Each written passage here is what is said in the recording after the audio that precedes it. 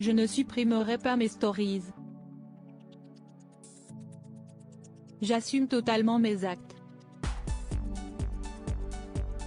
Je n'agis pas avec impulsivité, ça fait des jours que je me contiens et que je me dis, non Émilie tu ne vas pas faire ça. Sauf que j'en ai plein le cul qu'on me parle des mêmes choses et qu'on m'en apprenne encore, a déclaré Émilie Fiorelli il y a quelques heures en story Instagram. La belle blonde qui a participé à Secret Story a publié hier des messages qui visent son ex, le footballeur Mbaye Niang. Le couple qui a eu 2 enfants, Luna et Pharrell, a rompu définitivement en juillet 2020 mais 2 ans plus tard, la jeune femme continue d'apprendre ce que cet homme lui a fait, et trop si est-il trop. Après avoir divulgué avoir été victime de violences, coups, morsures, brûlures, Émilie s'est penchée sur ce qui lui fait le plus de mal, le fait que Mbaye Niang se soit vanté de son comportement. Je vois à quel point j'ai été salie, humiliée et pas respectée.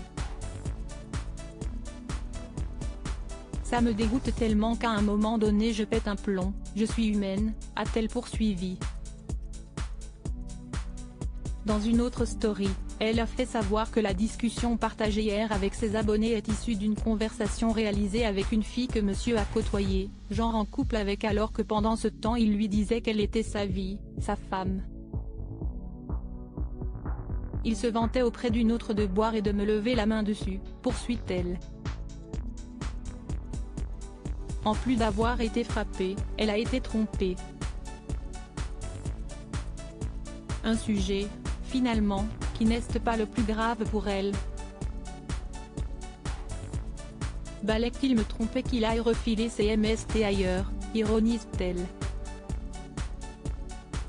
Et face aux fans de son ex qui lui en veulent de tout étaler, certains osent même la menacer apparemment, elle a décidé de leur tenir tête et déclare que s'il continue à l'intimider ainsi, elle en dira plus encore. Et comme elle l'a déjà fait savoir, elle a entre les mains des photos et des vidéos compromettantes. Fallait pas réveiller la haine et le mal que je garde en moi, conclut-elle. De son côté le footballeur reste silencieux.